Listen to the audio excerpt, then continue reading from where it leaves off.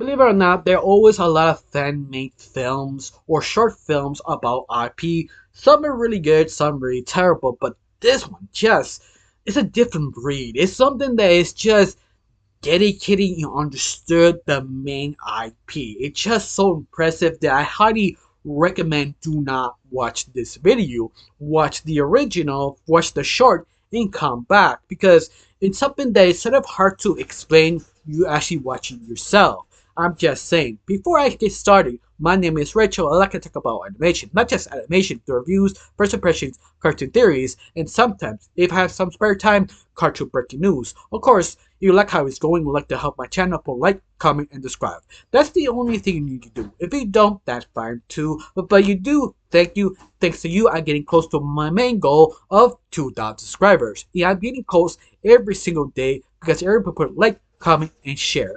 Now let's talk about the short of Kaufmo. That is sort of the most surprising short I have ever seen.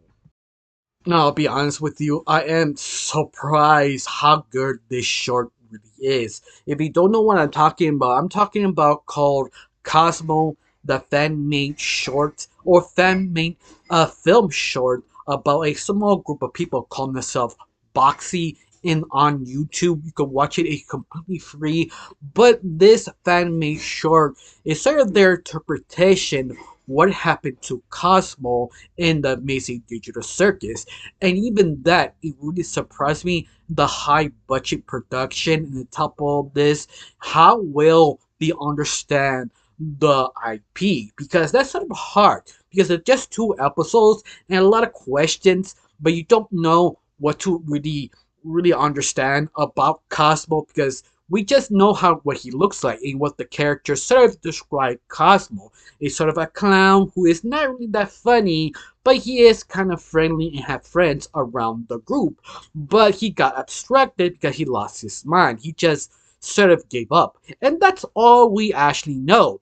And you think, well, that's not enough to actually make it short or anything about him because the show not yet fully introduced them. And you're right. But at the same time, not really, because they use every single trick what they know about Amazing Digital Circus and improved upon it and answered that specific question, what happened to Cosmo?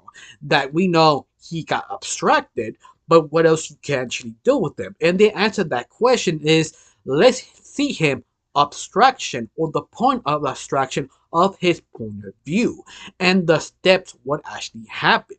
And that itself is just brilliant because how they introduce Cosmo appearing on the first couple of seconds, he's panicking, he's nervous because he's actually doing stand up because we know he's a comedian, not a good one. In his shows, he used very generic kind of jokes that you hear 100 times. Why the chicken crossed the road, in other words, and other very similar jokes you heard of preschool, in other words. But all of that is sort of the nervousness, that sort of breakdown. He ran away. And this is the point that I need to verify that you be kind of confused because this thing, it is confusing. It's almost like A24 artsy, especially when it happens to the very end. But it's sort of worth watching because it's just so interesting because you see Cosmo running to his own fears, running till he sees the exit.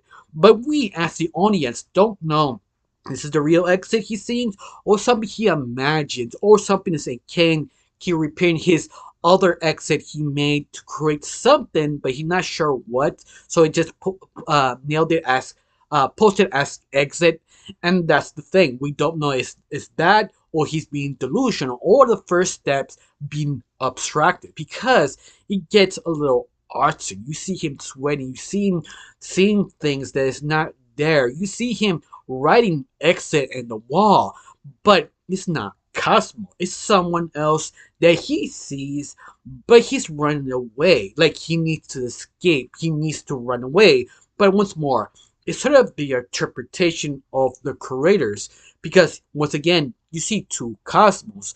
One he's running away, and the run is just snapping. He's just writing exit, exit. The closer of the hand, the closer of the word. He's pumped, sweating, freaking out, almost breaking till you see Kinger tempted to basically talk to him, to let him relax, stop being so intense. Don't crack your head. Just keep moving on before the event actually happens. But Cosmo did not listen. And that's just the interesting part.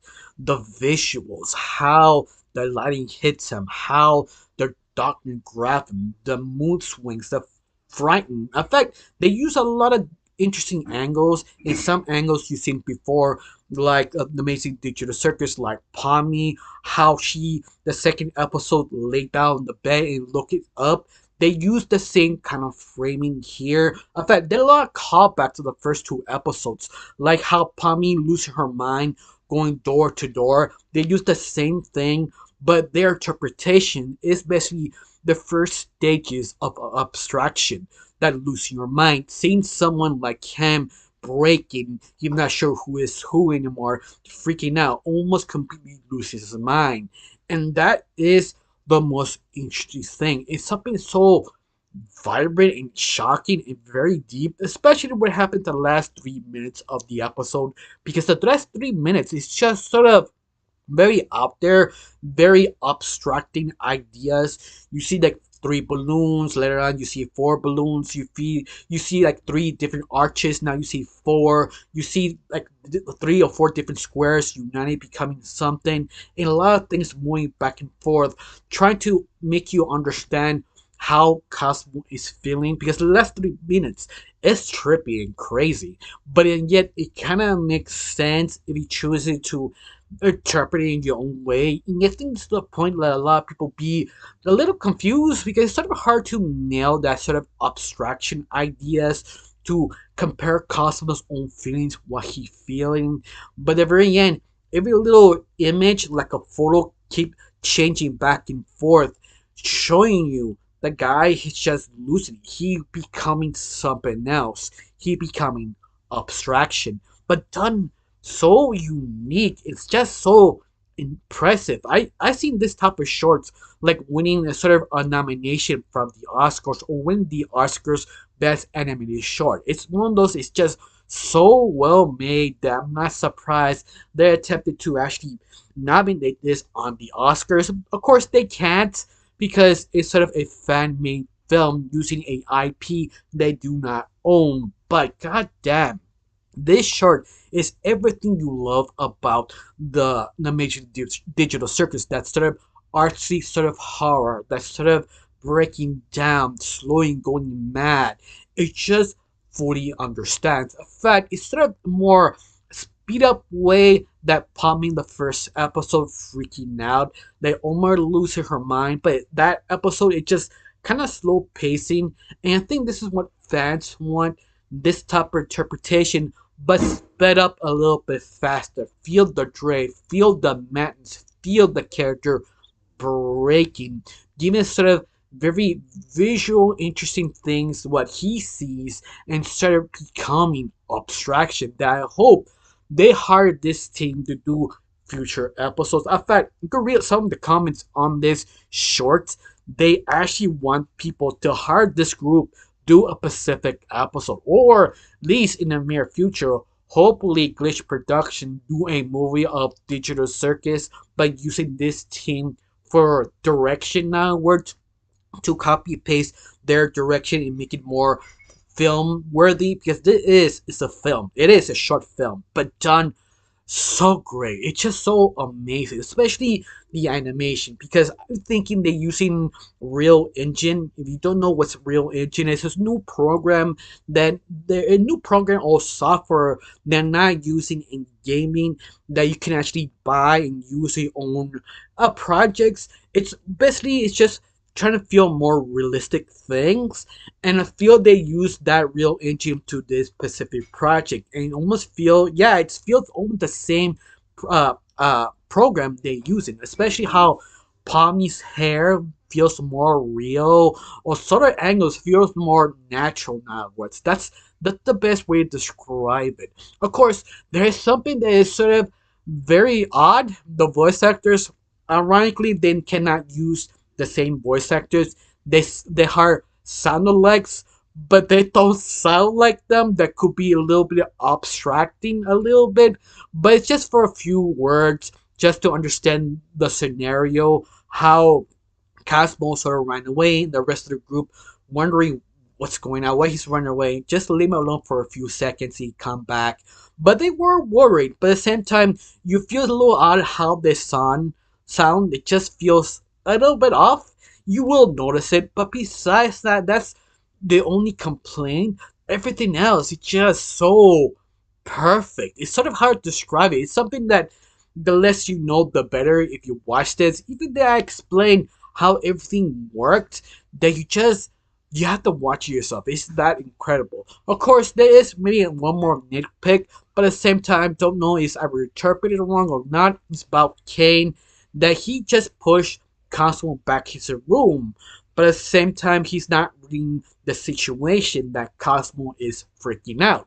If you don't know, is he is just delusional of Cosmo's own mentality, or Kane just not reading the room, just here, go back to your room, and that's it. That's the thing. It's like so odd that I don't know. That's the whole point, to see if you interpret that specific scene of Kane just being AAI, not reading the situation, or it's just Cosmo losing his mind.